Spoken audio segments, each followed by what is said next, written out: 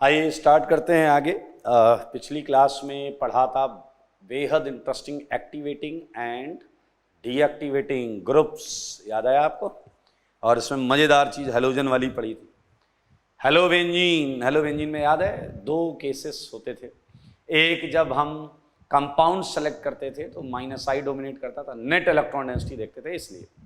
और दूसरा जब हम ओरिएंटिंग साइट देखते थे हेलोबेंजीन में कि कहाँ लगना है, तो उस केस में तो हमें रेजोनेंस ही देखना होता था, रेजोनेंस डोमिनेट करता था। ये इंपॉर्टेंट पॉइंट्स थे जो हमने पिछली क्लास में किए थे। पिछली क्लास में मुझे याद है कि हमने कुछ क्वेश्चंस भी लिए थे। आइए उन क्वेश्चंस के मैं आपको आंसर्स बता देता हूं। आइए, so it was arrange following in decreasing order of electrophilic attack. ये एक्टिवेटिंग डीएक्टिवेटिंग का जस्ट बाद में हमने किया था। होमवर्क है ये, तो मैं इसके आंसर्स बता देता हूं। Homework clear? क्वेश्चन नंबर 1, ये है बेंजीन, क्लोरोबेंजीन, और ये है आपका नाइट्रोबेंजीन, और ये है आपका टॉलुइन।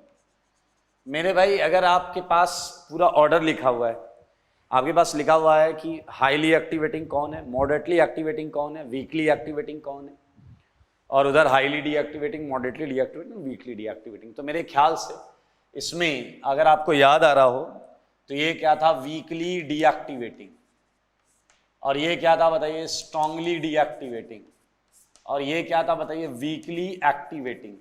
ये कैटेगरी आपको बताई जा चुकी है। तो क्लियरली उससे आपको जो आंसर मिलेगा वो ये आंसर मिलेगा 4 1 2 3। सारे लोग देख लें, क्योंकि जितने ज्यादा इलेक्ट्रॉन्स होंगे उतना ज्यादा रेट होगा, तो बहुत आराम से हम देख पा रहे हैं।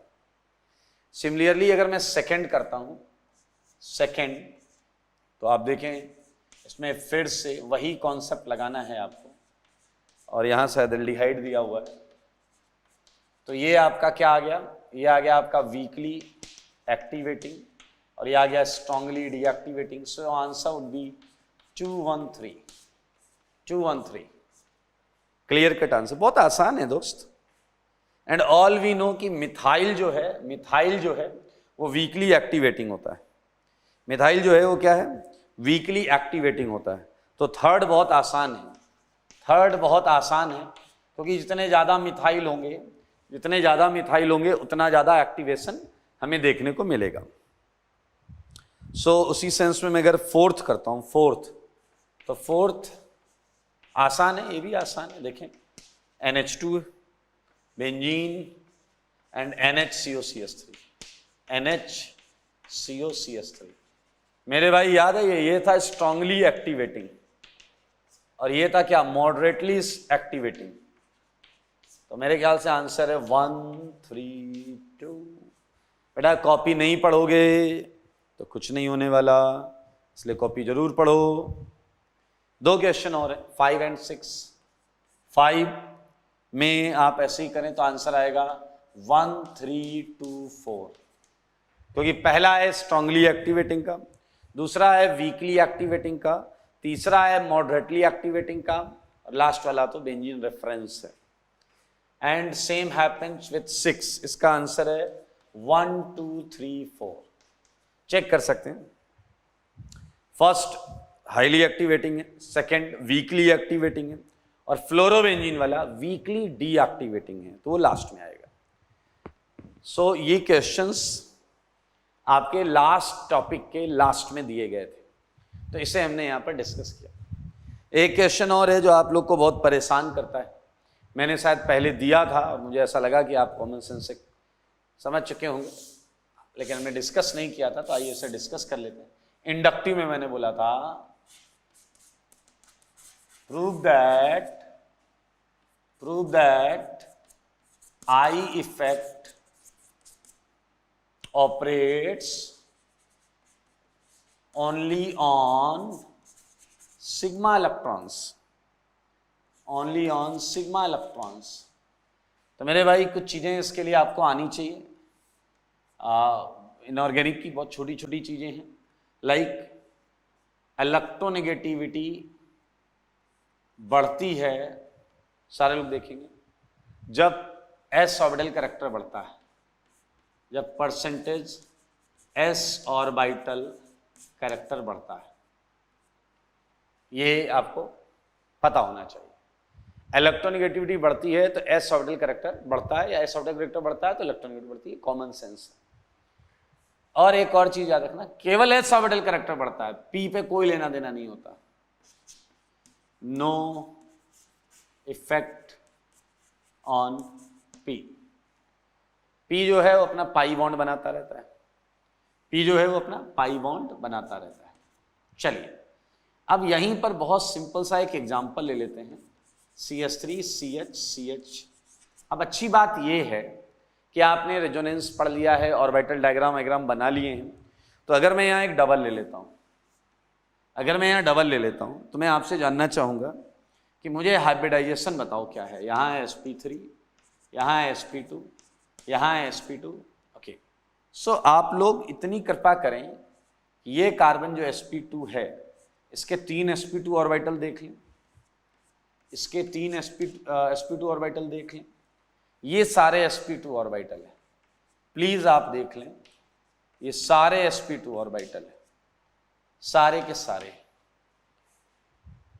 सारे sp2 ऑर्बिटल है। मतलब ये कौन सा यहाँ पर इन्वॉल्व होगा, sp2 ऑर्बिटल। यहाँ कौन इन्वॉल्व होगा, sp2 ऑर्बिटल, एक ऑर्बिटल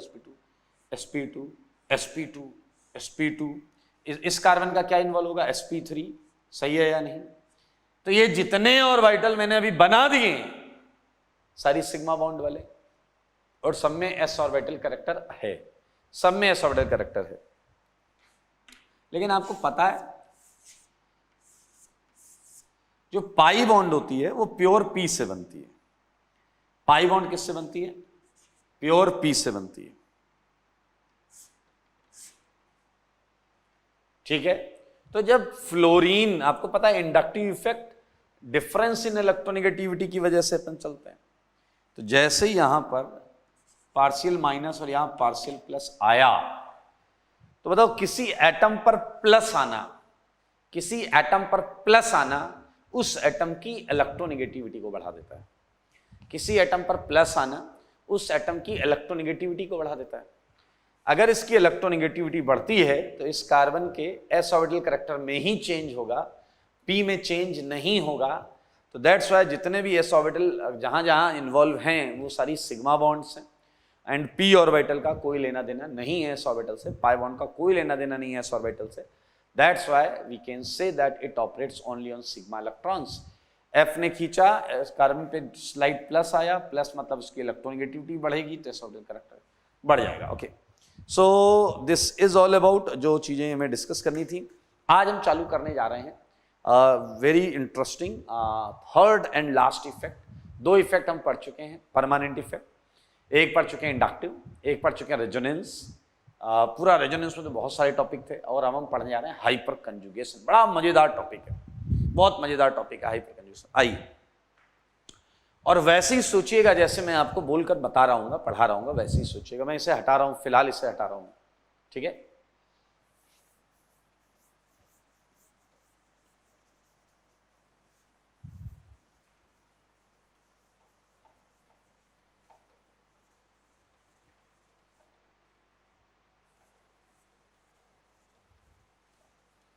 ओके, सो आइए आगे चलते हैं। मेरे भाई, हम हाइपर कंजुगेशन पढ़ें उससे पहले मैं आपको एक स्टोरी सुनाना चाहता हूं। सुनेंगे स्टोरी? स्टोरी हाइपोथेटिकल है, लेकिन उसके अंदर का जो कंटेंट है वो हमारे काम का है। उससे हम ऑर्गेनिक से रिलेट करेंगे, ठीक है, उससे हम ऑर्गेनिक से रिलेट करेंगे। हाइपर कंजुगेशन, पहले हम हाइपर कंजुगेशन को समझेंगे, ठीक है, कि ये होता क्या है, फिर इससे क्या इफेक्ट क्रिएट होता है, हम उस इफेक्ट की बात करेंगे, ठीक है। चलिए, एक वाकया है और आई होप आपको अच्छा लगेगा। बहुत पहले की बात है, बहुत पहले की बात है। 2 साइंटिस्ट हुआ करते थे, ऐसे ही फॉर ए सेकेंड मान ले, एक का नाम नाथन है, एक का नाम बेकर है। एक का नाम नाथन, एक का नाम बेकर। जस्ट ये आपको थोड़ा सा कनेक्ट करने के लिए बता रहा हूं, बाकी लॉजिक समझना। एक का नाम नाथन, एक का नाम बेकर। दोनों का नए नए साइंटिस्ट थे, बड़ा जोश था, उत्साह था, नई नई चीजों पर विचार करते थे, एक्सपेरिमेंट करते थे। ऐसा होना भी चाहिए। एक लेबोरेटरी में काम किया करते थे। एक दिन उनके मूड में क्या आया, सारे लोग देखें, सारे लोग देखें। एक दिन उन्होंने क्या किया, उन्होंने 4 बेंजीन को पकड़ लिया, 4 एल्काइल बेंजीन को पकड़ लिया मेरे भाई, सारे लोग देखें। 4 एल्काइल बेंजीन को पकड़ लिया। पहला मिथाइल बेंजीन, दूसरा एथाइल बेंजीन, तीसरा आइसोप्रोपाइल बेंजीन, और चौथा तो आप जानते ही हैं, टर्सरी ब्यूटाइल बेंजीन। मेरे भाई इन चारों एल्काइल बेंजीन को उन्होंने पकड़ लिया। एक को नाम दिया ए, एक को नाम दिया बी, एक को नाम दिया सी, एक को नाम दिया डी। वैसे इनका नाम आप जानते होंगे, ये हम बोल सकते हैं मिथाइल बेंजीन, या इसका एक निकनेम भी है टॉलुइन। टॉलुइन, इसे इथाइल बेंजीन बोल सकते हैं, कोई इशू नहीं है। इसे आइसो प्रोपाइल बेंजीन, इसे इसका एक निकनेम है क्यूमीन। इसका निकनेम क्या है, क्यूमीन। और लास्ट वाला जो है वो है टर्सरी ब्यूटाइल बेंजीन। मेरे भाई उन दोनों ने इन 4 एल्काइल बेंजीन को पकड़ लिया, ठीक है। Now what they are thinking about, उन्होंने सोचा कि हम इन चारों एल्काइल बेंजीन पे एक्सपेरिमेंट करेंगे। जैसा हमने पिछली क्लास में क्या किया था, एक कंटेनर में 2 कंपाउंड को बंद कर देते थे और एक इलेक्ट्रोफाइल को कंटेनर के अंदर भेजते थे। जैसे याद करो, बेंजीन और हेलोबेंजीन में भी भेजा था। और वो इलेक्ट्रोफाइल किधर गया था, व्हाट इज इलेक्ट्रोफाइल, जो इलेक्ट्रॉन ढूंढता है, जो इलेक्ट्रॉन मांगता है, जो इलेक्ट्रॉन चाहता है, जो इलेक्ट्रॉन लेना चाहता है, जो इलेक्ट्रॉन सीकिंग है, कुछ भी बोल सकते हैं, या देसी शुद्ध देसी में जिन्हें इलेक्ट्रॉन की आवश्यकता है, जो इलेक्ट्रॉन लेंगे, ठीक है। तो मेरे भाई इनका ये प्लान था कि इन चारों कंपाउंड को एक कंटेनर में बंद करके बाहर से एक इलेक्ट्रोफाइल भेजेंगे, और इलेक्ट्रोफाइल जिस पर पहले अटैक करेगा डेफिनेटली उसमें इलेक्ट्रॉन डेंसिटी ज्यादा होगी, ये प्रूफ हो जाएगा। और इस एक्सपेरिमेंट को लेकर वो बहुत उत्साहित भी थे। सुबह सुबह लेबोरेटरी पहुंच गए और वहां जा जाकर वो सबको बता रहे हैं कि आज हम ये एक्सपेरिमेंट करने वाले हैं। मजमा लगा लिया उन्होंने, सबको बढ़ चढ़कर बता रहे हैं। इसी बीच उनकी लेबोरेटरी का जो सीनियर साइंटिस्ट था, जिसकी लेबोरेटरी थी, वो आया। उसने देखा लोगों ने भीड़ लगा रखी। उसने किसी से पूछा क्या चल रहा है, उसने किसी ने बोला कि सर वो नाथन और बेकर हैं, वो एक एक्सपेरिमेंट कराने वाले हैं। तो उसने दोनों को बुलाया, नाथन बेकर इधर आओ। वो आ गए और आने के बाद उसने पूछा कि क्या कराने वाले हो तुम। सारे लोग ध्यान से देखिए। नाथन बेकर उत्साहित होकर कहते हैं कि सर ये 4 एल्काइल बेंजीन है, इन 4 एल्काइल बेंजीन पर हम इलेक्ट्रोफिलिक अटैक कराने वाले हैं। इलेक्ट्रोफिलिक अटैक कराने वाले हैं, उनके रेट का ऑर्डर पता करने वाले। साइंटिस्ट ने सुना, उसने इन कंपाउंड को देखा। देखने के बाद उसने पूछा ये किसका आइडिया है। नाथन और बेकर दोनों ने हाथ उठा दिया। और फिर क्या था, फिर उसके इनके सीनियर साइंटिस्ट ने भी हाथ उठा दिया और दोनों के कान के नीचे 4-4 न्यूटन बजा दिया। समझ में आया? और उसने बोला क्यों टाइम खोटी करते हो, क्यों टाइम खराब कर रहे हो, यहां एक्सपेरिमेंट कराने की क्या जरूरत है, ये तो साफ साफ दिख रहा है। नाथन बेकर ने कहा सर वो एक बार एक्सपेरिमेंट हो, चुप, टाइम नहीं खराब करो। उसने बोला सीनियर साइंटिस्ट ने कि क्या ये रेजोनेंस कर रहा है क्या रिंग के साथ, क्या ये रेजोनेंस कर रहा है क्या रिंग के साथ, क्या ये कर रहा है, क्या ये कर रहा है, क्या ये कर रहा है। नाथन बेकर ने कहा कोई नहीं कर रहा। उसने कहा बस भाई पी ऑर्बिटल नहीं है, ये कार्बन sp3 है। आपको पता है पी ऑर्बिटल ही रेजोनेंस करता है, तो यहां पी ऑर्बिटल नहीं है। जिसने कहा जब ये रेजोनेंस नहीं कर रहे तो ये क्या कर रहे होंगे, इंडक्टिव। क्या कर रहे होंगे, इंडक्टिव। तो बताओ सबसे ज्यादा इंडक्टिव कौन करता है, मिथाइल, इथाइल, आइसोप्रोपाइल या टर्सरी ब्यूटाइल। नाथन बेकर ने कहा टर्सरी ब्यूटाइल। तो उसने कहा अरे डैश, ये तो बहुत आसान है। टर्सरी ब्यूटाइल ने रिंग में ज्यादा इलेक्ट्रॉन्स दिए प्लस आई से। उसके बाद सी, उसके बाद बी, उसके बाद ए, और ये जो है ये किस वजह से है? According two plus I effect of alkyl groups, according two plus I effect of alkyl groups. ये उनके बॉस ने, बेचारों को झापड़ भी पड़ गया। उन्होंने फिर भी क्या करा, एक बार एक्सपेरिमेंट करा देते हैं, दूध का दूध पानी का पानी हो जाएगा। सीनियर साइंटिस्ट ने एक एक झापड़ और मारा कि तुम आज के लिए सस्पेंड होते हो, भाग जाओ यहां से। लेकिन दोनों थे बड़े सातिर, ठान लिया तो ठान लिया। मेरे भाई उन्होंने रात में क्या किया, जब लेबोरेटरी बंद हुई उन्होंने रात में चारों एल्काइल बेंजीन को बुलाया, एक इलेक्ट्रोफाइल को बुलाया, और इन सब को लेकर, इन 4 और 5 को लेकर वो पहुंच गए अपने लेबोरेटरी की बाउंड्री के पास। पहले उन्होंने एक एक करके चारों कंपाउंड अंदर फेंके, फिर इलेक्ट्रोफाइल फेंका, और खुद नाथन और बेकर बाउंड्री फांद के अंदर घुस गए और लेबोरेटरी में एक्सपेरिमेंट कराने को तैयार। मेरे भाई कंटेनर है, कंटेनर, उस कंटेनर में बेंजीन, ये देखें, ये टोलुइन, एथाइल बेंजीन, सारे लोग देखना, isopropyl benzene, tertiary butyl benzene, और ये इलेक्ट्रोफाइल। पहुंच गए अंदर, इलेक्ट्रोफाइल को बोला चलो रेडी हो जाओ, आज एक्सपेरिमेंट करेंगे और देखेंगे बॉस सही बोल रहा था या नहीं बोल रहा था। इलेक्ट्रोफाइल को कहा ऑल द बेस्ट। इलेक्ट्रोफाइल ऐसे ऐसे गया अंदर, और मेरे भाई वो इधर मुड़ गया। नाथन और baker surprised, shocked, Nathan baker को देख रहा है, बेकर नाथन को देख रहा है। उन्हें अच्छा भी लग रहा है लेकिन समझ में नहीं आया रिएक्ट कैसे करें। उन्हें लगा कहीं इलेक्ट्रोफाइल गलत दिशा में तो नहीं जा रहा। उन्होंने इलेक्ट्रोफाइल को बीच रास्ते से बुलाया, बुला के समझाया कि भाई किधर जा रहे हो। तो इलेक्ट्रोफाइल ने भी उन्हें डैश डैश सुनाया। इलेक्ट्रोफाइल ने कहा देखो तुम्हें पता है क्या कि मुझे कहां जाना चाहिए, और अगर तुम्हें पता है तो एक्सपेरिमेंट क्यों करा रहे हो। तो उसने कहा इलेक्ट्रोफाइल तुम जा कहां रहे हो। उसने कहा मैं इलेक्ट्रोफाइल हूं, मैं तो वहीं जाऊंगा जहां मुझे ज्यादा इलेक्ट्रॉन्स मिलेंगे, मैं उधर ही जाऊंगा जहां मुझे ज्यादा इलेक्ट्रॉन्स मिलेंगे। मेरे भाई इलेक्ट्रोफाइल को भेजा, और इलेक्ट्रोफाइल बार बार इस पर जा रहा था। इसका क्या मतलब है? इसका साफ साफ मतलब है इन 4 कंपाउंड में सबसे ज्यादा इलेक्ट्रॉन डेंसिटी फर्स्ट रिंग में है, सबसे ज्यादा इलेक्ट्रॉन डेंसिटी फर्स्ट रिंग में है। तो मेरे भाई ये ऑर्डर साफ साफ गलत प्रूफ हो गया, ये ऑर्डर साफ साफ गलत प्रूफ हो गया। ये तो आगे आ गया। नाथन बेकर सरप्राइज्ड, क्योंकि जिसके लिए उन्हें झापड़ पड़ा था वो ऑर्डर गलत हो रहा है। मेरे भाई नाथन बेकर ने इस कंटेनर से इसे निकाल लिया, इस कंटेनर से इसे निकाल लिया, इलेक्ट्रोफाइल को फिर भेजा। इलेक्ट्रोफाइल अब इस पर जा रहा था, यानी कि सेकंड बेस्ट जो था वो इथाइल बेंजीन था।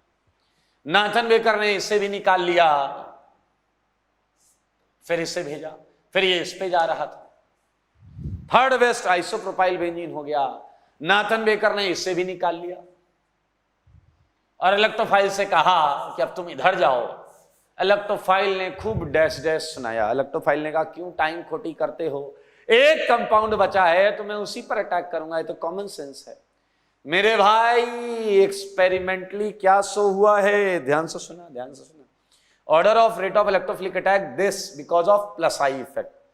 अब मैं यहां साफ साफ लिख रहा हूं, but experiment shows,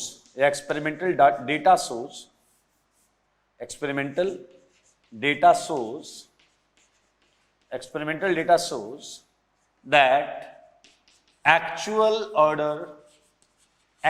order is reverse. Actual order is reverse. ये है A, B, C, D, A, B, C, D, ये सही है, ये गलत है। यहां ए भी लिख लेना, नहीं तो पहले गलत ही दिमाग में बैठ जाए तुम्हारा। ये सही है, लेकिन उनकी प्रॉब्लम क्या थी नाथन बेकर की, उन्हें ये नहीं पता था कि ये हो क्यों रहा है। उन्हें ये नहीं पता था अकॉर्डिंग टू विच इफेक्ट। ये क्वेश्चन मार्क है बेटा, इसे कुछ मत मान लेना। ये तो सही है कि सही ऑर्डर ABCD है, लेकिन ये ऐसा हुआ क्यों ये उन्हें नहीं पता था। लेकिन उन्हें एक सफलता प्राप्त हुई थी। उनके बॉस सीनियर साइंटिस्ट ने जो बोला था ये गलत साबित कर दिया। अब वो वहीं बैठ गए। एक्सपेरिमेंट उन्होंने रात भर कराया, बार बार इलेक्ट्रोफाइल को भेजा। उन्हें डर था कि कहीं बॉस के सामने अगर ऑर्डर DCBA आ गया तो बॉस पटक पटक के मार डालेगा। हाँ है ना, इसलिए उन्होंने रात भर इलेक्ट्रोफाइल की ऐसी की तैसी कर रखी, बार बार उसे कंटेनर में भेजा। मेरे भाई सुबह हो गई, लेबोरेटरी खुली, लोग आने लगे। जब बॉस आया तो नाथन बेकर ने ऐसा गिरेबान से पकड़ के उसे खींचते हुए एक्सपेरिमेंट रूम में ले गए और बॉस ने कहा ये क्या बदतमीजी है, तो उन्होंने कहा बदतमीजी अभी चालू नहीं हुई है। वहीं बगल में इलेक्ट्रोफाइल एक कुर्सी पर सो रहा था, नाथन बेकर ने लात मार के उसे जगाया और उससे बोला एक बार और जाओ इसके अंदर, कंटेनर के अंदर। इलेक्ट्रोफाइल मन ही मन डैश डैश बोलता हुआ कंटेनर के अंदर गया एंड ऑर्डर आया ABCD। इस बार सीनियर साइंटिस्ट के होश उड़ गए, शॉक्ड। उसने कहा ये क्या हो गया? नाथन बेकर ने कहा जो भी है ये है। और इसी बीच नाथन ने बॉस को पकड़ा और 4-4 न्यूटन दोनों तरफ लगाया। बॉस ने कहा ये सब तो ठीक है, चलता रहेगा मार पिटाई, लेकिन बताओ ऐसा हुआ क्यों? दोनों ने कहा ये अपने को नहीं पता। दोनों ने कहा ये अपने को नहीं पता क्यों हुआ, लेकिन ऑर्डर ये सही है ये गलत है, ये सही है ये गलत है। और मेरे भाई अब ये कैसे हुआ ये जानने के लिए उन लोगों ने डिसाइड किया कि क्यों ना किसी हाईली टैलेंटेड बंदे से मुलाकात की जाए। और फिर वो इस निष्कर्ष पर पहुंचे कि उन्हें SKM सर से, मतलब मेरे से हेल्प लेनी पड़ेगी। और वो मेरे पास आ गए। अब देखिए कितनी चालाकी कर रहे हैं, मेरे पास आए और आते ही मुझसे क्या पूछते हैं, देखिए मुझसे पूछते हैं कि सर ये 4 कंपाउंड है ABCD, ये 4 कंपाउंड है ABCD, इस पे अगर मैं एक इलेक्ट्रोफाइल भेजूं तो बताओ वो किस पे जल्दी जाएगा। देखो एक तो तरीका ये था कि वो आकर पूछें कि सर हमें ये लग रहा है बट ऑर्डर ये है, ये उल्टा क्यों आ रहा है। लेकिन आजकल आदमी सीधी बात करता कहां है, वो आकर मेरे को भी चेक कर रहे कि सर इन 4 में अगर इलेक्ट्रोफाइल भेजा जाए तो बताओ इलेक्ट्रोफाइल किधर जाएगा। फिर अपन ने भी दिमाग लगाया, अपन ने सोचा कि यार जाना तो डी पर चाहिए। हमने भी नॉर्मली थ्योरेटिकली तो यही सोचेंगे, इंडक्टिव लग रहा है डी में ज्यादा, CBA जाना तो डी पे चाहिए। फिर मैंने सोचा अगर DCBA ही आंसर होता तो ये लोग यहां क्यों होते। क्या आप मेरी बात समझ रहे हैं? ज्यादा प्रोबेबिलिटी इस बात की कि अगर DCBA ही आंसर होता तो ये लोग यहां क्यों होते। लेकिन इस बात की भी प्रोबेबिलिटी थी कि हो सकता है DCBA ही आंसर हो, ये नालायक चेक करने आए। ऐसे केस में थोड़ा सा डिप्लोमेटिक आंसर दो। मैंने बोला तुम लोगों को इसका आंसर DCBA लग रहा होगा, तो उसमें से एक बोल पड़ा उल्टा क्यों आ रहा है। बस अपने को पता चल गया कि इसका सही आंसर ABCD है। खैर अपार्ट फ्रॉम जोक एंड ये स्टोरी, लॉजिक पर चलते हैं, थोड़ी देर छोड़ते हैं। ABCD ये बात दुनिया की कोई ताकत झुटला नहीं सकती, क्योंकि ये एक्सपेरिमेंटल डेटा है, ये एक्सपेरिमेंटल फैक्ट है कि A में B से ज्यादा इलेक्ट्रॉन है, B में C से ज्यादा इलेक्ट्रॉन है, C में D से ज्यादा इलेक्ट्रॉन है। और ये आपको प्रूफ करना है, ऐसा कैसे? तो आओ थोड़ा सोचते हैं, आओ थोड़ा सोचते हैं। सारे लोग देखेंगे।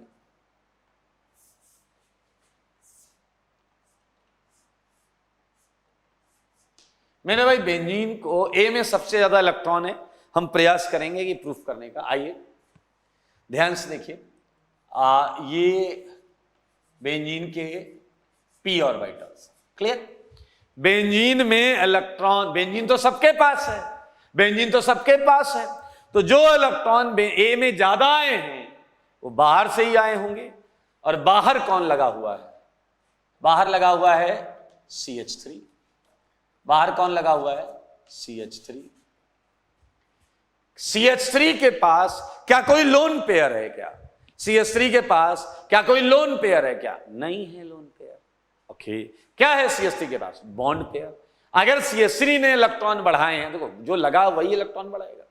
लोन पेयर है नहीं, तो इलेक्ट्रॉन्स उसके पास जो हैं उन्हीं के द्वारा इलेक्ट्रॉन डेंसिटी बढ़ी होगी।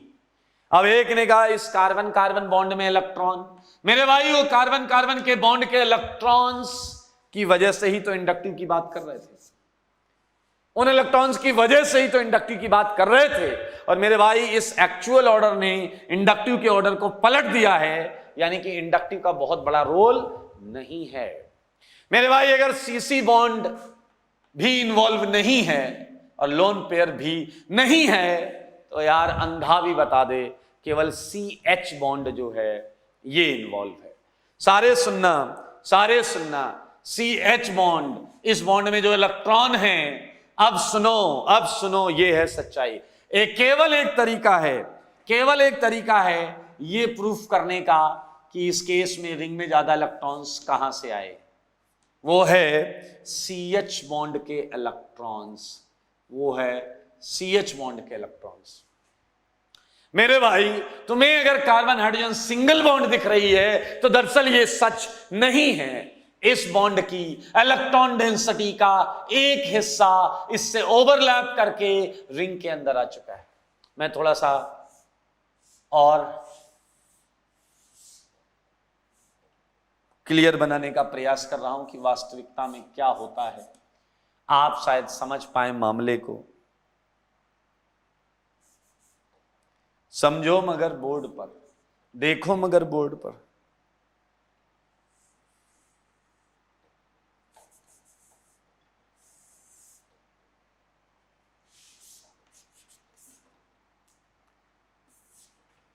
इस तरीके से ऑर्बिटल थोड़ा सा टच करता है, जिसकी वजह से ये वाला ये और ये वाले टच करते हैं लाइक दिस, ठीक है, ध्यान से सुनिए। जिसकी वजह से अच्छा फिर से सुनना, अकल से जितने पैदल लोग हैं ज्यादा ध्यान से सुनिए। ये फैक्ट है और हमें ए के अंदर ज्यादा इलेक्ट्रॉन डेंसिटी कहां से आई उसका एक एक्सप्लेनेशन देना है, एंड सच को एक्सप्लेन करना, ये सच है। और एक ही चीज है, मैंने बोला बॉन्ड पेयर, CH बॉन्ड अगर आपको सिंगल लग रही है तो गलत लग रही है, क्योंकि इस बॉन्ड की इलेक्ट्रॉन डेंसिटी का एक हिस्सा इधर आया हुआ है। ओके, जरा ध्यान से सुनना। अब आप कहोगे ये काम तो यहां भी हो सकता है, देखो ये काम यहां भी हो सकता है, यहां भी हो सकता है, यहां भी हो सकता है, यहां नहीं हो सकता, यहां H नहीं है। लेकिन देखो यहां कितने H हैं, 3, यहां कितने H हैं, 2, यहां कितने H हैं, 1, ऑर्डर भी दिख रहा है, यानी कि ये वाला काम तीनों H करेंगे, ये वाला काम तीनों H करेंगे। मतलब मेरे भाई इस बॉन्ड के अक्रॉस रोटेशन है, तो जब ये वाला H प्लेन में जाएगा, जब ये वाला H प्लेन में होगा तो उसकी वजह से कुछ इलेक्ट्रॉन डेंसिटी रिंग के अंदर बढ़ गई होगी। जब ये वाला H रहा होगा तो उसकी वजह से कुछ इलेक्ट्रॉन डेंसिटी रिंग में बढ़ गई होगी। अब आप समझो, अब आपको यहां रेजोनेंस की फील आएगी, क्योंकि आप अगर थोड़ा सा भी दिमाग लगाते हैं तो आपने कहा सर आपने बोला कार्बन हाइड्रोजन में सिंगल बॉन्ड नहीं है। मैंने कहा नहीं है। क्यों नहीं है? क्योंकि उसकी इलेक्ट्रॉन डेंसिटी का एक हिस्सा रिंग में गया। फिर कितनी बॉन्ड है वहां पर? एक से कम कितनी होती? 0.7 मान लो, 0.8 मान लो, 0.6 मान लो, एक से कम। यानी कि ये जो देख रहे हो ये टोलुइन का ओरिजिनल स्ट्रक्चर नहीं है, ये एक हाइपोथेटिकल स्ट्रक्चर। कैसे पता? ये स्ट्रक्चर सारी प्रॉपर्टी एक्सप्लेन नहीं कर रहा है। ये स्ट्रक्चर रिंग के अंदर ज्यादा इलेक्ट्रॉन डेंसिटी की मौजूदगी को नहीं समझा पा रहा है। आइए 3 H की वजह से रिंग में बढ़े हुए इलेक्ट्रॉन्स को मैं ऐसे लिख सकता हूं, सारे देखना। ये कार्बन और हर H थोड़ी सी सिंगल से कम बॉन्ड बनाएगा, ये H समझो मगर ध्यान से। 3 डेल्टा माइनस, ये देखो, ये है ओरिजिनल हाइब्रिड ये है, ये होना चाहिए मिथाइल बेंजीन। रिंग के अंदर 3 डेल्टा माइनस, रिंग के अंदर 3 डेल्टा माइनस। ये हॉरिजॉन्टल डायग्राम बनाकर दिखाया मैंने, ऐसे मैं सारे कंपाउंड दिखा देता हूं, टेंशन मत लेना टेंशन। यहां रिंग में कितने होंगे? 2 डेल्टा माइनस होंगे। यहां रिंग में कितने होंगे बताओ? 2 डेल्टा माइनस। क्यों होंगे 2 डेल्टा माइनस? क्योंकि इसके पास 2 ही H है, dash dash dash dash dash dash H, और ये CH3। कार्बन हाइड्रोजन बॉन्ड का इन्वॉल्वमेंट यहां पर क्या है? Partial plus. यहां क्या है? Partial plus. सी वाला ये भी सच नहीं है, देखो आप, मैं बताता हूं आपको, डैश डैश डैश, ये मिथाइल, और ये क्या है? यहां 1 माइनस घूम रहा है, और H पर क्या? 1 प्लस। ये है सच। ये देखो, ये A को देखो, ये B को देखो, ये C को देखो। और D मैंने क्यों नहीं बनाया? क्योंकि D में H नहीं है, D में फिनोमेना नहीं है। It is the one and only one, I think, best possible explanation for such kind of observation. ये एक्सप्लेनेशन एबीसीडी को एक्सप्लेन करने का सबसे अच्छा मेथड है, और वास्तविकता में यही थ्योरी दी गई, यही थ्योरी दी गई। क्या है ये थ्योरी? सुनिए, अब मैं जो बोलूंगा वो यही है जो मैंने अभी बोर्ड पर लिखा है, ध्यान से सुनना। Order of rate of electrophilic attack, ध्यान से सुनेंगे। Order of rate of electrophilic attack on alkyl benzene is considered as DCBA according to plus I effect. Clear? But experiment data shows, ये पूरा लिखा हुआ है, सुन लो, आपको ऐसे यहीं से चालू करना होगा। Order of rate of electrophilic attack on above alkyl benzenes, सही है, alkyl benzenes is DCBA according to plus I effect. But experiment data shows that actual order is reverse, A B C D. ठीक है, अब आगे की बात। It can be explained, words को ध्यान देंगे, मैं क्या बोल रहा हूं, इट कैन बी एक्सप्लेन्ड, इसे एक्सप्लेन किया जा सकता है by considering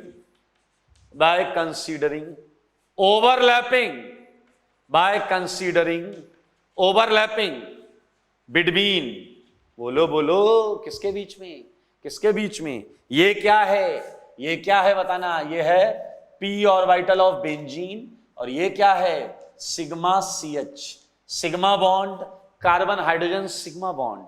it can be explained by considering overlapping between p orbital of benzene with सुन रहे हैं, सिग्मा CH बॉन्ड, मैं थोड़ा सा इधर ही हटा देता हूं, sigma CH bond of adjacent, और आपको पता है बेंजीन से डायरेक्ट जुड़े कार्बन को हम क्या बोलते हैं, benzylic carbon, adjacent benzylic carbon. इसे एक्सप्लेन किया जा सकता है by considering overlapping between sigma CH and P orbital as mentioned here. आगे सुनिए, higher the number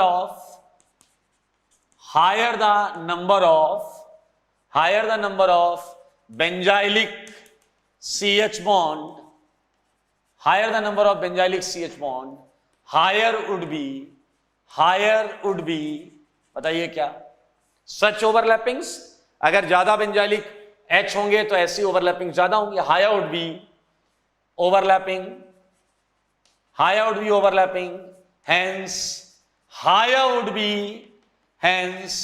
higher would be electron density in ring। जैसा कि आपने देखा यहां ज्यादा बेंजाइलिक है, 3 CH है, 1 2 3, तो ज्यादा ओवरलैपिंग है तो रिंग में ज्यादा इलेक्ट्रॉन डेंसिटी है, यहां 2 तो कम है, वहां 1 तो और कम है। Okay, so this phenomena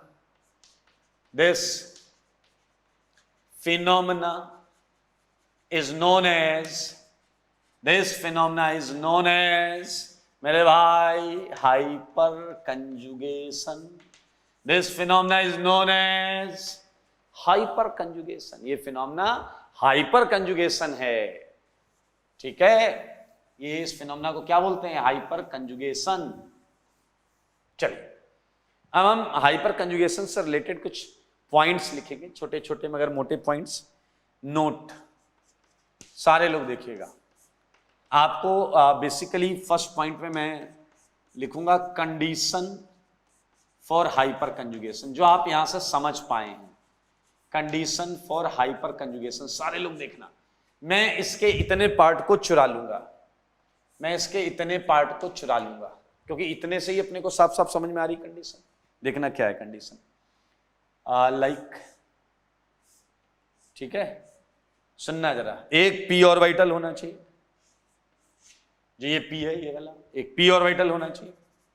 सारे लोग देखो, बाजू में एक कार्बन जो कि sp3 होना चाहिए।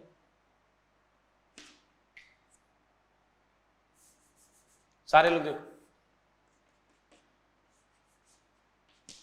एक कार्बन जो कि क्या होना चाहिए, sp3 होना चाहिए, और इस कार्बन पर कम से कम एक हाइड्रोजन, और इस कार्बन पर कम से कम एक हाइड्रोजन, या इसका आइसोटोप भी चलेगा,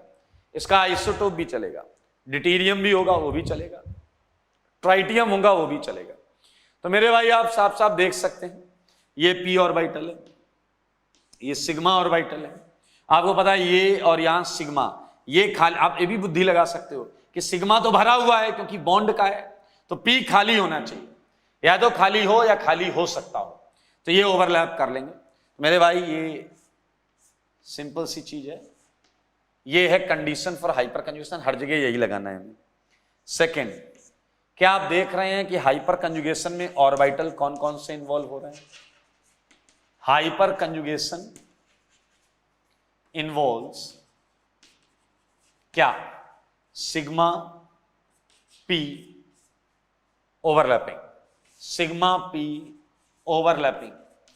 क्या आपने देखा कि सिग्मा इलेक्ट्रॉन्स की वजह से रिंग में इलेक्ट्रॉन डेंसिटी बढ़ी हुई है, सिग्मा इलेक्ट्रॉन्स की वजह से रिंग में इलेक्ट्रॉन डेंसिटी बढ़ी हुई है। तो ये एक बड़ा इंटरेस्टिंग पॉइंट। अच्छा सुनो, सिग्मा इलेक्ट्रॉन्स ने पाई इलेक्ट्रॉन डेंसिटी बढ़ाई, it's very interesting because these two orbitals are overlapping sideways. ये सिग्मा इलेक्ट्रॉन्स है लेकिन ये साइड टू साइड ओवरलैप कर रहे हैं, जिसकी वजह से सिग्मा इलेक्ट्रॉन्स का जो पार्ट रिंग में गया है उसने पाई इलेक्ट्रॉन डेंसिटी को इंक्रीज किया, अगर आपको रेजोनेंस याद है तो पाई इलेक्ट्रॉन्स डेंसिटी को अफेक्ट करता था, या तो घटाता था या बढ़ाता था। यहां सिग्मा पाई इलेक्ट्रॉन डेंसिटी को अफेक्ट कर रहा है, that is hyperconjugation. So second point is hyperconjugation involves sigma P overlapping. Third point, as all we know, ये परमानेंट इफेक्ट है, ये परमानेंट इफेक्ट है। एक छोटा सा पॉइंट है, इस इफेक्ट के ऑर्डर ने इंडक्टिव इफेक्ट के ऑर्डर को गलत कर दिया था, मतलब this is a stronger effect than inductive. ये ऑब्वियस सी बात है, जो हाइपर कंजुगेशन है इससे जो H इफेक्ट आएगा, मैं यहां लिख दे रहा हूं, is stronger than inductive effect. ये I इफेक्ट से स्ट्रॉन्ग होगा, क्योंकि ये तो प्रूफ हो ही गया था, इसने I इफेक्ट के ऑर्डर को गलत किया था। मैं ये हटाता हूं इधर।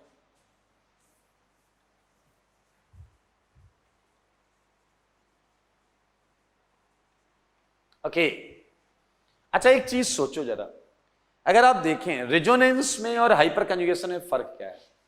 रेजोनेंस में दोनों ऑर्बिटल पैरेलल होते हैं, ये रेजोनेंस, और हाइपर कंजुगेशन में क्या होता है? ये वाला ऑर्बिटल टिल्टेड होता है। आप खुद सोच सकते हैं, ज्यादा अच्छी ओवरलैपिंग रेजोनेंस में होगी, ज्यादा अच्छी ओवरलैपिंग रेजोनेंस में होगी।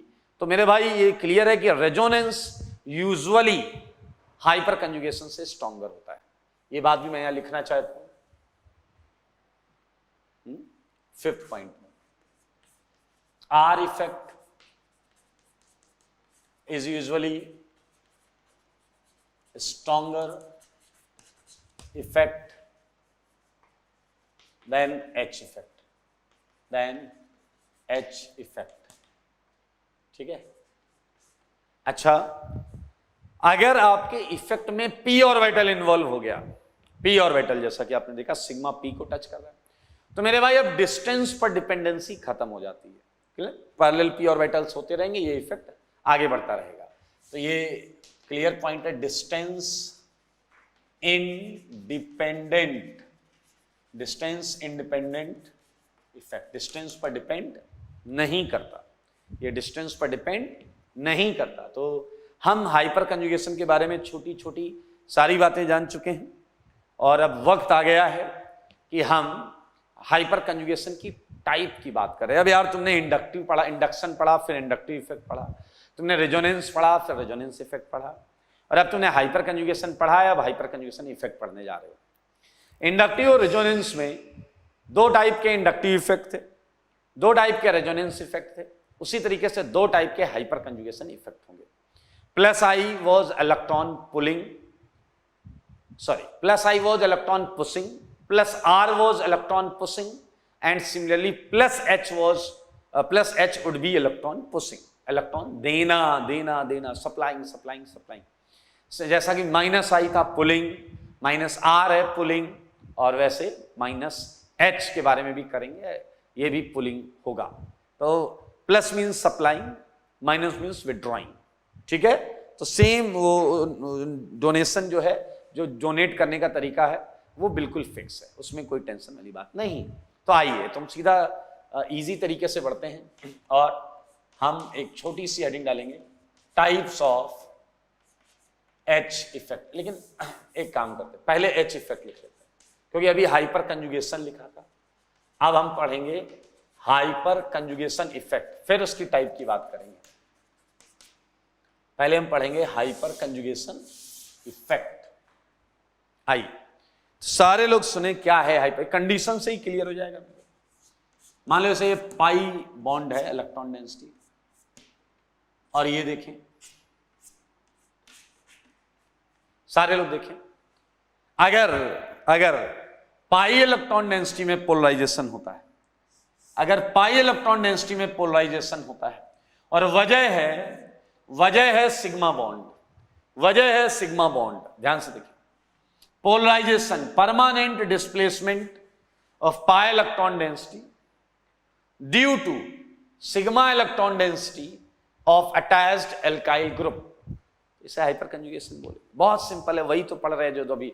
भाई बताओ, ये पाई इलेक्ट्रॉन डेंसिटी है, ये सिग्मा इलेक्ट्रॉन डेंसिटी, इन इलेक्ट्रॉन्स का रुझान इधर है, ये उसके पी के साथ ये इंटरेक्ट करता है, तो पाई इलेक्ट्रॉन डिस्प्लेस होते हैं, वजह ये है, तो इसे हाइपर कंजुगेशन इफेक्ट बोलेंगे। ध्यान से सुनना, मैं यहां पर लिख रहा हूं, इस चीज के बारे में लिख रहा हूं, ये है डिस्प्लेसमेंट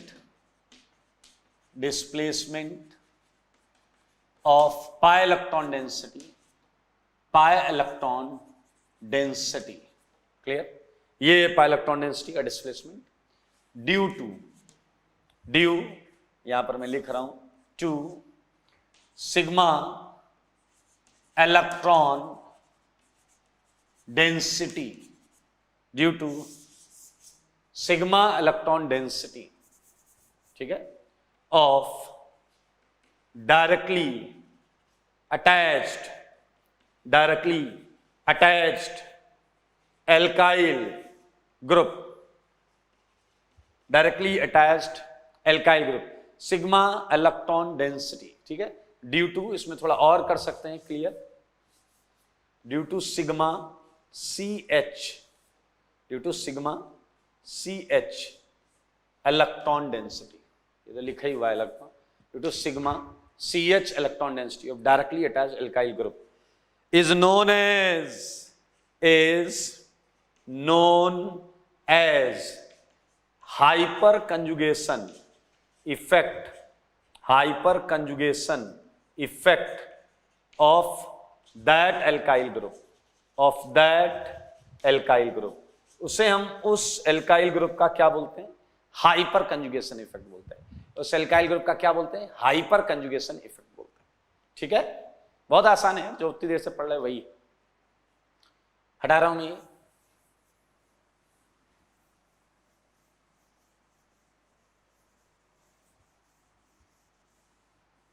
देखिएगा जरा,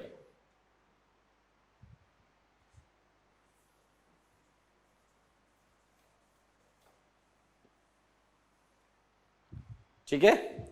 अब हम करेंगे हाइपर कंजुगेशन इफेक्ट है कि displacement of pi electron density, वजह सिग्मा होनी चाहिए। तो कितने टाइप के होते हैं भाई साहब, आओ पढ़ते हैं इसे। There are two type of H effect, दो टाइप के होते हैं पीछे वाले। आओ बच्चों तुम्हें बताएं, दो टाइप के होते हैं एच इफेक्ट। एज यूजुअल एक क्या होगा बताओ, पहला क्या होगा, plus hyper conjugation effect, plus hyper conjugation effect. मेरे भाई अब आपको क्या करना है, सेम चीज में पाई इलेक्ट्रॉन डेंसिटी का जो पोलराइजेशन है, लगे हुए एल्काइल ग्रुप से क्या होना चाहिए, अवे, यही तो कर रहे थे, हर प्लस में अवे होना चाहिए। तो बस आपको इस डेफिनेशन में अवे लगाना है। तो चलिए वापस लिखते हैं definition. Displacement of pi electron density, सही बात है, ड्यू टू, सही है, displacement of pi electron density, away लगा दो, away, clear, away to attached alkyl group से away, because of its sigma CH bond electron density is known as H, not H actually, plus H effect of that alkyl group। कितना simple है मेरे भाई, alkyl group, खड़क। तो आप देख सकते हैं, अच्छा बताओ, ये एक तरीके से ये ग्रुप इलेक्ट्रॉन डोनेटिंग है, एक तरीके से ये ग्रुप इलेक्ट्रॉन डोनेटिंग है। क्यों ना एक एग्जाम्पल करें, आओ एक एग्जाम्पल करके खुशियां मनाएं। ये एक एग्जाम्पल है मेरे भाई, आज के बाद आप कई कंपाउंड को शक की निगाह से देखने वाले हो, क्योंकि वो जैसे दिखते हैं वैसे होते नहीं। जैसे मैंने आपके सामने एक एग्जाम्पल लिखा, प्रोपीन, देखो सारे देखो, अगर मैं यहां हाइड्रोजन लगा दूं तो ये प्रोपीन बन जाएगा। सारे लोग देखें, प्रोपीन आपके सामने बना रहा हूं मैं, ये कार्बन, ये हाइड्रोजन, प्लीज देखना, ये CH, ये CH2। पहले तो ये देखो, पहले तो सारे ये देखो कि क्या इसमें हाइपर कंजुगेशन है, क्या यहां वो कंडीशन है? बिल्कुल है भाई साहब, ये p ऑर्बिटल है, बगल में sp3 कार्बन है, उस पर कम से कम एक H होना चाहिए, यहां 3 है। अरे यार बेंजीन में भी तो यही था, कल से डैश H, ये वाला पोर्शन देखो बेंजीन का, यही तो है। ओके, तो मेरे भाई समझो बात को, क्वेश्चन के जज्बात को। ये प्रोपीन एक हाइपर कंजुगेटिंग स्ट्रक्चर है, ये हाइपोथेटिकल है, ये ओरिजिनल प्रोपीन की सर्टेन प्रॉपर्टीज एक्सप्लेन करने आया, लेकिन ये सारी प्रॉपर्टी एक्सप्लेन नहीं कर पा रहा। कौन सी प्रॉपर्टी एक्सप्लेन नहीं कर पा रहा है? जिसमें आपको पता है इस बॉन्ड की इलेक्ट्रॉन डेंसिटी का कुछ हिस्सा इधर आया हुआ है, इस बॉन्ड की इलेक्ट्रॉन डेंसिटी का भी कुछ हिस्सा इधर आया हुआ है, इसका भी कुछ हिस्सा इधर इन्वॉल्व है। तो वो बनाने के लिए, वो प्रॉपर्टीज एक्सप्लेन करने के लिए हमें कुछ RS कुछ HS बोले तो हाइपर कंजुगेटिंग स्ट्रक्चर्स और ड्रॉ करने पड़ेंगे। थोड़ा सुनिएगा ध्यान से। रेजोनेंस में आपने बॉन्ड घुमाई, रेजोनेटिंग स्ट्रक्चर्स बनाए, उसमें क्या होता था? उसमें पाई बॉन्ड इन्वॉल्व होती थी। तो पाई बॉन्ड अकेले होती नहीं है, सिग्मा के साथ पाई होती है। तो वहां आपका कंफ्यूजन ऐसा, वहां पर जो मामला चल रहा था RS का, वो चल रहा था सिंगल और डबल के बीच का। जैसे बेंजीन में बॉन्ड ऑर्डर 1.5, कार्बोनेट में 1.3, तो वहां बॉन्ड ऑर्डर 1 और 2 के बीच में चल रहा था, सिंगल डबल के बीच में चल रहा था। But in hyper conjugation issue अलग है, 0-1 के बीच में चल रहा है। क्यों? ये सिंगल नहीं है, ये सिंगल से कुछ कम है, तो 0-1 के बीच में आ गया ना, फ्रैक्शनल आ गया ना। वहां फ्रैक्शनल 1+ था, 1.33, 1.6, 1.5। बट हाइपर कंजुगेशन में जो बॉन्ड ऑर्डर है वो 0 से 1 के बीच में फ्रैक्शनल आ रहा है। तो मेरे भाई RS में 1-2 के बीच में आ रहा था, तो तुम्हारे रेजोनेटिंग स्ट्रक्चर में सिंगल बॉन्ड होती थी, कुछ में डबल बॉन्ड होती थी। यहां बॉन्ड ऑर्डर 0 और 1 के बीच में आ रहा है, तो कुछ हाइपर कंजुगेटिंग स्ट्रक्चर में 0 बॉन्ड होंगी और कुछ में 1 बॉन्ड होगी। इसे दूसरे तरीके से समझाता हूं, दूसरे तरीके से। मेरे भाई हाइब्रिड में क्या होगा? इस बॉन्ड की इलेक्ट्रॉन डेंसिटी का मान लेते हैं वास्तविकता में जो ओरिजिनल हाइब्रिड है, कंपाउंड है, उसमें 30% पाई बॉन्ड के साथ इंटरेक्ट कर गया और 70% यही है। So we are unable to draw any structure जिसमें हम ऐसा दिखा पाए कि 70% इलेक्ट्रॉन्स यहां हैं। हम क्या दिखा सकते हैं? हम एक्सट्रीम स्ट्रक्चर दिखा सकते हैं। जैसे पहला ये रिप्रेजेंटेशन ये दिखा रहा है कि ये इलेक्ट्रॉन्स 100% यही हैं। ये स्ट्रक्चर ये दिखा रहा है कि ये कार्बन हाइड्रोजन के इलेक्ट्रॉन्स 100% यही हैं। अब जो मैं दूसरा वाला हाइपर कंज्यूटिंग स्ट्रक्चर बनाऊंगा उसमें मैं इन इलेक्ट्रॉन्स को पूरा इन्वॉल्व दिखा सकता हूं। सच्चाई वो भी नहीं होगी, सच्चाई इनके बीच में कहीं होगी। आइए समझिए, ये कार्बन, ये समझिएगा, ये कार्बन, ये CH, ये CH2, सारे लोग देखना, ये CH2, CH बॉन्ड के इलेक्ट्रॉन मैंने माना C पर हैं, C पर माइनस आ जाएगा फिर, और वो माइनस इसे रिपेल करेगा, इसे रिपेल करेगा तो यहां क्या आएगा? माइनस। यहां क्या आएगा भाई? माइनस। यहां क्या आया होगा? पूछ पे प्लस, प्लस और माइनस क्या आ गया? बॉन्ड। मेरे भाई समझो मामले को, मामले को समझो एक बार। ये देखो, ये H+ हवा में टंगा हुआ है। ये स्ट्रक्चर क्या बता रहा है? ये स्ट्रक्चर बता रहा है इस कार्बन पे थोड़ा पार्शियल माइनस है, यहां थोड़ा डबल कैरेक्टर है। ये कह रहा है, लेकिन ये झूठ, ये सच नहीं बता पा रहा। यहां क्या है? यहां 0 बॉन्ड नहीं है, यहां 1 और 0 के बीच में 0.7 बॉन्ड है। तो ना ये सच बता रहा है पूरा, ना ये सच बता रहा है पूरा, थोड़ा सच ये बता रहा है, थोड़ा सच ये बता रहा है। इन सारे के इंफॉर्मेशन को लेके हम ओरिजिनल कंपाउंड सोचेंगे और उसे बनाएंगे। मेरे भाई इसने जो किया बताओ, ये काम नीचे वाले H से भी हो सकता था, ये काम नीचे वाले H से भी हो सकता था। देखो मगर बोर्ड पर, ये काम तीसरे वाले H से भी हो सकता था। तो मेरे भाई ये हैं इसके 4 हाइपर कंजुगेटिंग स्ट्रक्चर, ये हैं इसके 4 हाइपर कंजुगेटिंग स्ट्रक्चर। और आइए मैं बनाता हूं, ये चारों हैं, इसके मैं लिख देता हूं प्रोपीन के, ये हैं हाइपर कंजुगेटिंग स्ट्रक्चर, और मैं आपको बनाकर दिखाता हूं हाइपर कंजुगेटिंग हाइब्रिड। हाइपर मतलब आप सोचिए कि प्रोपीन एक्चुअली कैसा दिखता होगा। हाइपर कंजुगेटिंग हाइब्रिड, सारे देखना, प्रोपीन असलियत में कैसे दिखता होगा। इन 4 में इसका कंट्रीब्यूशन ज्यादा होगा क्योंकि ये न्यूट्रल है। देखिएगा कुछ ऐसा दिखता होगा।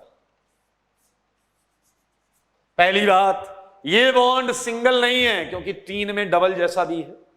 3 में ये वाली बॉन्ड देखिए डबल कैरेक्टर भी लेकर बैठा है, तो मेरे भाई यहां डबल कैरेक्टर होगा। ये वाली पूरी डबल नहीं है क्योंकि 3 में कुछ सिंगल भी है, तो पार्शियल कर लो। ये वाला कार्बन जो आपको हमेशा न्यूट्रल दिखता है वो न्यूट्रल नहीं है, 3 पर माइनस। ये वाले हाइड्रोजन जो न्यूट्रल दिखते हैं दरअसल उन पे थोड़ा थोड़ा प्लस होना चाहिए। ये बॉन्ड जो पूरी दिखती है दरअसल वो कई बार नहीं भी है, तो यानी कि इंटरमीडिएट सेगमेंट में अगर हम कंसीडर करें, समझो, अगर समझो इशारों को। मेरे भाई ये आपने अभी प्रोपीन बनाया है, ये प्रोपीन का हाइब्रिड है, ये है ओरिजिनल प्रोपीन। ओरिजिनल प्रोपीन मजा तो तब आए जब प्रोपीन ये लिख कर आए। हम बनाएंगे यही, हम बनाएंगे हमेशा यही, हम हमेशा यही बनाएंगे। लेकिन आपके ऊपर ये खास बात होगी, ये देख के ये सोचना पड़ेगा। यही रेजोनेंस में था, मोस्ट कंट्रीब्यूटिंग RS देखकर हाइब्रिड सोचना होता था। तो ये हाइपर कंजुगेशन फिनोमेना है, ये सच है। लेकिन आपको पता है बॉन्ड लाइन में ये सच नहीं होता क्योंकि 5 बॉन्ड बनाता हुआ हम इस तरीके से दिखा नहीं सकते। ऑर्बिटल सब ओवरलैप होकर ये इलेक्ट्रॉन डेंसिटी इस तरीके से बढ़ी हुई है। So this is all about, आप देख सकते हैं पाई इलेक्ट्रॉन सेगमेंट में इलेक्ट्रॉन डेंसिटी बढ़ी हुई आ रही है। So this is all about propene and plus H। Note में कुछ लिखेंगे, मैं लिखूंगा कुछ नोट में। भाई पहला बताओ, ये इलेक्ट्रॉन डोनेटिंग इफेक्ट है प्लस H या विड्रॉइंग इफेक्ट है? तो नो डाउट ये क्या है, बताओ बताओ बताओ बताओ। Plus H effect is electron donating effect. EDE मतलब इलेक्ट्रॉन डोनेटिंग इफेक्ट। अच्छा एक बात बताओ, सोच कर बताना, कि अगर ये CH बॉन्ड मैं और स्ट्रांग कर दूं, और स्ट्रांग, तो अब इस बॉन्ड की इलेक्ट्रॉन डेंसिटी इधर ज्यादा जाएगी या कम जाएगी? मान लो मैं H की जगह D लगा देता हूं। CD बॉन्ड स्ट्रांग होती है CH बॉन्ड से, तो अब इलेक्ट्रॉन्स और ज्यादा जाएंगे या कम जाएंगे? मेरे ख्याल से आपका आंसर होना चाहिए कम जाएंगे, क्योंकि स्ट्रांग बॉन्ड से इलेक्ट्रॉन उधर ज्यादा इजीली अवेलेबल नहीं होंगे फॉर ओवरलैपिंग। तो मैं लिख सकता हूं प्लस H या H effect also depends on what? बोलो बोलो बोलो, on bond strength of CH की बॉन्ड स्ट्रेंथ पर भी ये इफेक्ट डिपेंड करेगा। ठीक है, मैं एक मिनट ये हटा देता हूं, नोट के 2-4 पॉइंट और लिख लेते हैं। 2 पॉइंट हो गए। देखिए, एक बड़ा अच्छा क्वेश्चन आ सकता है, यहां पर आया भी है IIT में, सारे लोग ध्यान से सुनना। जैसे हमने total number of resonating structure calculate करना सीखा था, वैसे यहां पर आपसे पूछा जा सकता है, सारे लोग देखेंगे, total number of hyper conjugating structure. तो मेरे भाई थोड़ी बुद्धि लगाना, ठीक है, ज्यादा मत लगाना, थोड़ी सी लगाना, ठीक है। वो ये है कि प्रोपीन के 4 हाइपर कंजुगेटिंग स्ट्रक्चर बने। इसमें पहले वाला हाइपर कंजुगेटिंग स्ट्रक्चर को देखो, एल्कीन का ये अल्फा कार्बन है, एल्कीन का ये अल्फा कार्बन है, एल्कीन के रिस्पेक्ट में ये कार्बन को हम अल्फा बोल सकते हैं, इस पे ये 3 अल्फा H है। पहले वाला हाइपर कंजुगेटिंग स्ट्रक्चर वो है जिसमें कार्बन हाइड्रोजन बॉन्ड के इलेक्ट्रॉन अपनी जगह पर ही पड़े हैं, वो P के साथ इन्वॉल्व नहीं हुए, वो P के साथ यहां इन्वॉल्व हुए हैं, इसीलिए यहां पर इलेक्ट्रॉन्स नहीं है। यहां इन्वॉल्व हुए हैं इसलिए यहां इलेक्ट्रॉन्स नहीं है, यहां इन्वॉल्व हुए हैं इसलिए यहां इलेक्ट्रॉन्स नहीं है। तो 2 स्ट्रक्चर्स बनते हैं, 2 टाइप के स्ट्रक्चर्स बनते हैं। एक स्ट्रक्चर वो होगा हमेशा जिसमें CH बॉन्ड के इलेक्ट्रॉन CH के पास ही रहेंगे, वो P के साथ ओवरलैप नहीं हुए होंगे, दूसरे में और बाकी में वो ओवरलैप दिख रहे होंगे। तो मैं इसे ऐसे लिख सकता हूं, HS not involving CH bond. अभी देखो CH यही है ना, ये इन्वॉल्व नहीं हुआ ना, जबकि यहां एक CH इन्वॉल्व हो चुका है, plus HS involving CH bond. आप साफ साफ देख सकते हैं, पहले वाला हो गया HS not involving CH bond. Note करो, ये हमेशा 1 ही होगा। अरे ना इन्वॉल्व होने का तो एक ही केस है ना गधे, 3H हो या 300H हो, ना इन्वॉल्व होने का, कोई भी ना इन्वॉल्व हो तो एक ही केस है। और इन्वॉल्व होने के कितने केस हैं? इन्वॉल्व होने के उतने ही केस होंगे जितने अल्फा H होंगे, इन्वॉल्व होने के उतने ही केस होंगे जितने अल्फा H होंगे। तो एक छोटा सा फॉर्मूला आपके सामने है, एंड कॉमन सेंस यार। प्रोटीन के कितने हाइपर कंजुगेटिंग स्ट्रक्चर है? आंसर है 4। 3 ये बने हैं H की वजह से और एक ये जिसमें CH बॉन्ड फुल फ्लैटेड यहां पर है। 4th पॉइंट, मेरे भाई ये बॉन्ड यहां नहीं है, इसलिए it is also known as no bond resonance. No bond hyperconjugation को ये भी नाम देते हैं, नो बॉन्ड रेजोनेंस। याद है उस साइंटिस्टों के नाम बेचारे जिन्होंने झापड़ खाए थे, नाथन बेकर, इसे नाथन बेकर इफेक्ट भी बोलते हैं। Also known as Nathan Baker effect, also known as Nathan Baker effect. ये मजेदार चीज, ठीक है। सो इसे हटा देता हूं।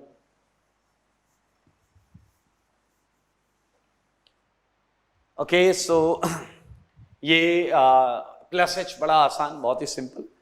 तो इसके 2 पॉइंट्स हैं जो मैं अगली क्लास में लिख देता हूं, बट चालू अगली क्लास में करेंगे। ऑर्बिटल, ये बड़ा अच्छा क्वेश्चन है, ऑर्बिटल ओवरलैपिंग इन, सारे लोग देखना, इथाइल कार्बोकेटायन, ये हम अगली क्लास में करेंगे। आप पेंसिल से सोच के आइएगा।